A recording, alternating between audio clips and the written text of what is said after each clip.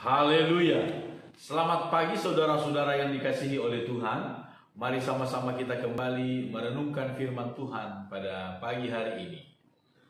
Di dalam kitab Amos pasal yang ketiga, ayat yang ketiga, firman Tuhan berkata demikian. Berjalankah dua orang bersama-sama jika mereka belum berjanji? Berjalankah dua orang bersama-sama jika mereka belum berjanji?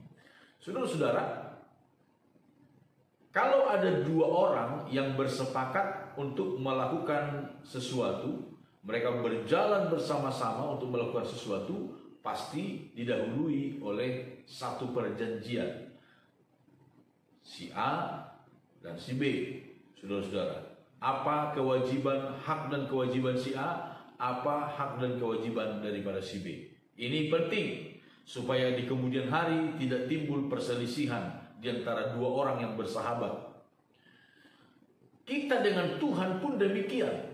Kita ingat Abraham, saudara-saudara, Abraham pun mengadakan perjanjian dengan Allah. Di dalam kitab Kejadian pasal yang ke-15 disebutkan demikian. Kitab Kejadian pasal 15 ayat yang ke-18. Pada hari itulah Tuhan mengadakan perjanjian dengan Abram serta berfirman, kepada keturunanmu lah kuberikan negeri ini, mulai dari sungai Mesir sampai ke sungai yang besar itu, sungai Efrat. Jadi Tuhan pun sebelum lebih jauh mengadakan perjalanan bersama Abraham dan keturunannya, saudara-saudara, Abraham dan seluruh keturunannya yang kemudian, Tuhan mengadakan perjanjian dengan Abraham.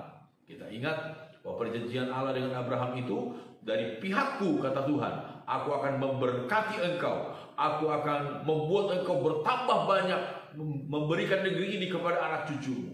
Dari pihakmu, dari pihak Abraham, engkau harus melakukan sunat.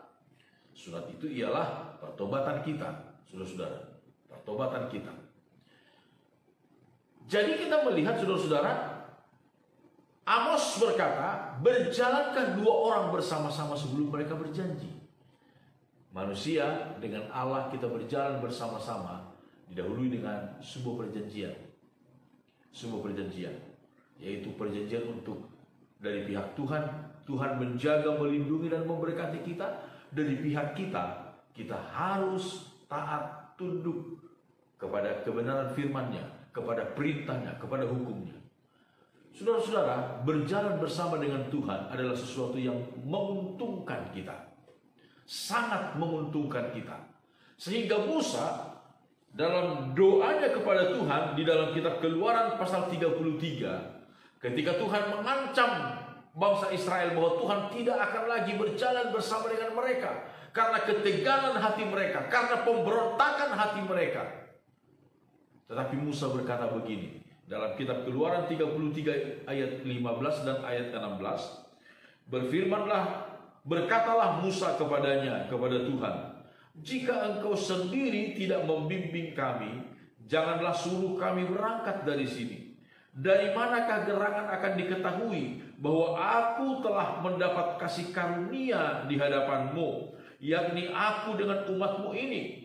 Bukankah karena engkau berjalan bersama-sama dengan kami, sehingga kami, aku dengan umatmu ini, dibedakan dari segala bangsa yang ada di muka bumi ini?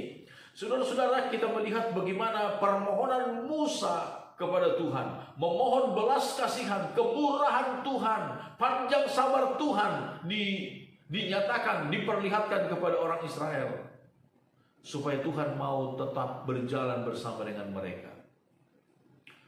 Kalau aku mendapat kasih karunia di hadapanmu, kalau kami mendapat kasih karunia di hadapanmu, berjalanlah bersama dengan kami. Dari manakah diketahui, akan terlihat bahwa kami mendapat kasih karunia? Bukankah karena engkau berjalan bersama dengan kami, sehingga aku dengan umatmu ini dibedakan dari semua bangsa yang ada di muka bumi. Saudara-saudara, berjalan bersama dengan Tuhan mendatangkan keuntungan besar bagi orang percaya. Tuhan menghalau musuh-musuh, Tuhan memerangi musuh-musuh kita, mengalahkan musuh-musuh kita.